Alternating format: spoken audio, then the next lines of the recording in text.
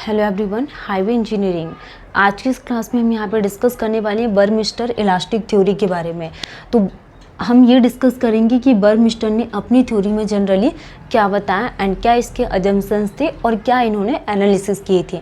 तो previous class में भी हमने ये डिस्कस किए थे Burmister elastic theory generally Young models of elasticity of different layer of pavement के लिए हम इसको यूज़ करते हैं। एंड इन्हें अजम्पशंस क्या दिए थे कि जो मटेरियल है वो होमोजीनियस आइसोट्रॉपिक एंड होना चाहिए, जैसे कि इनफाइनाइट है तो वो हॉरिजॉन्टल में, फाइनाइट है तो वर्टिकल डायरेक्शंस में।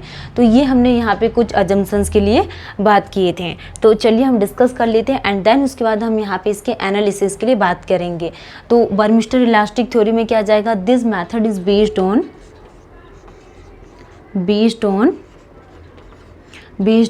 Young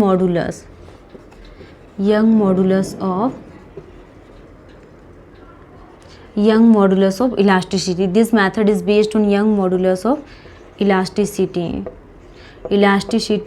of different layer of pavement. तो ये डिफरेंट लेयर ऑफ पेवमेंट पे क्या है, बेस्ड है Burmister elastic theory. This method is based on Young models of elasticity of different layer of pavement. जैसा कि हमने इसमें क्या डिस्कस किया था यहाँ पे एग्जाम्पल में, सरफेस कोर्स,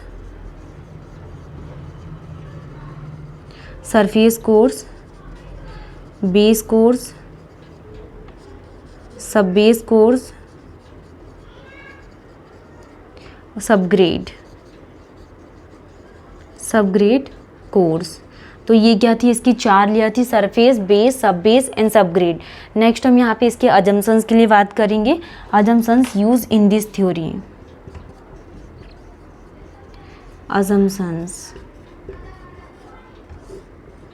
तो अजम्पशंस क्या आ जाएगा यहाँ पे, material in each layer are, जो भी इसमें मटेरियल है, material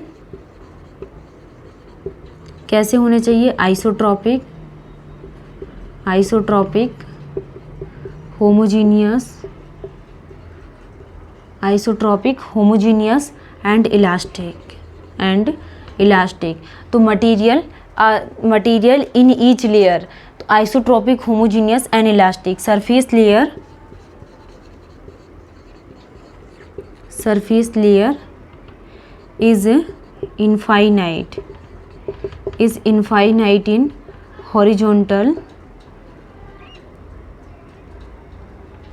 is infinite in horizontal,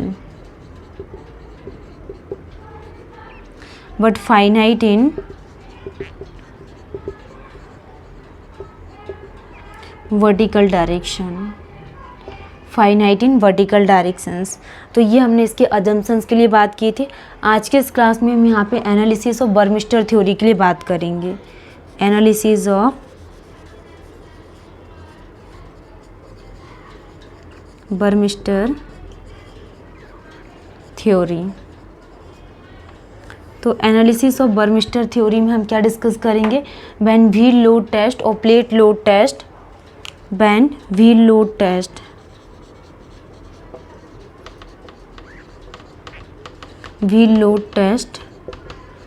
और प्लेट लोड टेस्ट। तो जो व्हील लोड टेस्ट और प्लेट लोड टेस्ट है, इसको कंडक्ट किया जाता है, इस conducted over the layer of pavement, over the layer of pavement. तो पेवमेंट के लेयर में हम कंडक्ट करते हैं wheel load test and plate load test को। The stress are largely reduce, stresses are largely reduce within the pavement layer।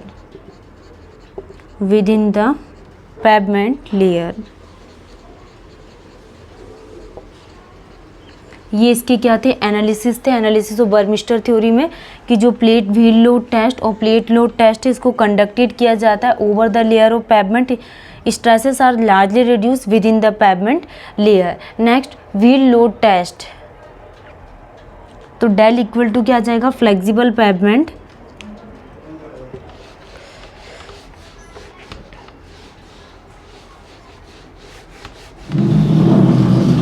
Flexible pavement और flexible plate.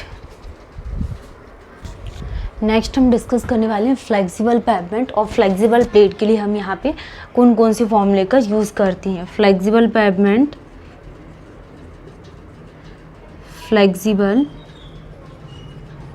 Pavement और flexible pavement और फ्लेक्सिबल प्लेट के लिए तो कौन कौन से फॉर्मूले का यूज़ किया जाता है। 1.5 PA 1.5 PA divided by ES into F equal to क्या आ जाएगा, डेल। इससे हम यहाँ पे फ्लेक्सिबल पेवमेंट और फ्लेक्सिबल प्लेट के फॉर्म साइज को फाइंड आउट कर सकते हैं। नेक्स्ट रिजिड पेवमेंट,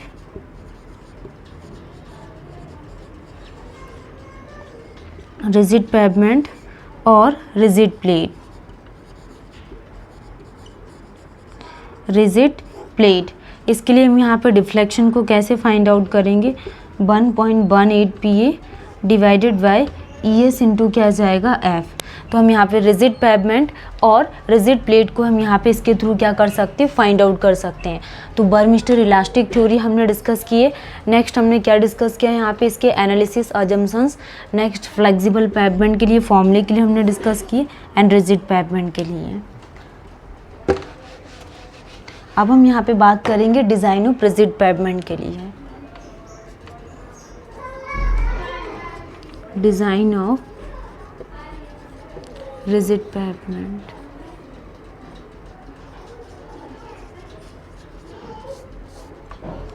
तो made of cement concrete, made of cement concrete,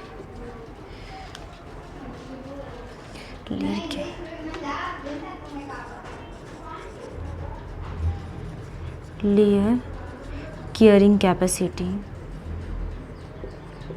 तो डिज़ाइन ऑफ रिजिड पेवमेंट में क्या जाएगा, made of cement concrete and layer carrying capacity is due to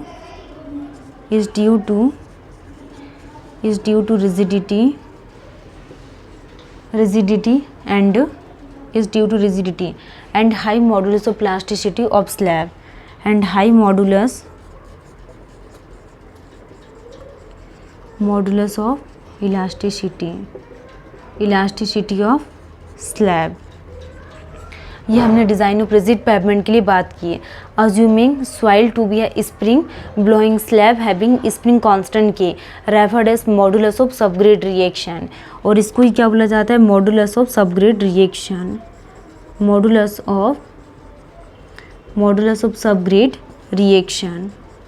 ठीक है, तो ये हमने किसके लिए बात की थी, डिज़ाइन ऑफ रिजिड पेवमेंट के लिए, कि made of cement concrete and जो लेयर्स है वो bearing capacity is due to rigidity and high modulus of plasticity, इससे कोई क्या बोला जाता है, modulus of subgrade reaction.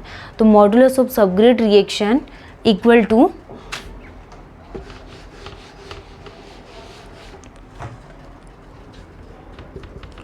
Modulus of subgrade reaction K equal to P upon del. Modulus of subgrade reaction तो क्या आ जाएगा यहाँ पे, in kg/cm²। P upon del can be calculated bye, इसको कैसे कैलकुलेट किया जाता है, calculated by plate load test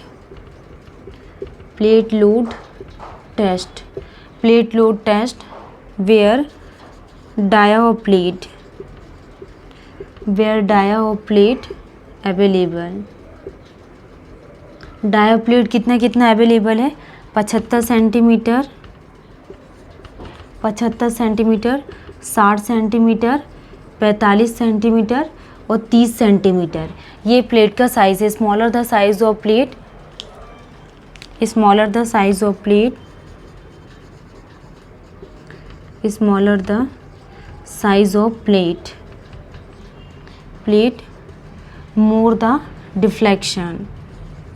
more the deflection more the deflection is observe.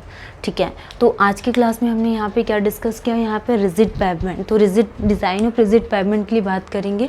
तो ये क्या, made of cement concrete and जो लेयर्स है, layers carrying capacity is due to rigidity and high modulus of plasticity of slab and modulus of subgrade reaction also referred. तो modulus of subgrade reaction के लिए formula क्या होता है, K equal to P upon del, and इसको calculate किया जाता है प्लेट लोड टेस्ट के थ्रू, वेयर जो डायो प्लेट अवेलेबल है 75 centimetre, 60 centimetre, 45 centimetre, 30 centimetre. Smaller the size of plate more the deflection. Next class में हम यहाँ पे न्यू टॉपिक को स्टार्ट करेंगे, जॉइंट्स के बारे में। Thank you.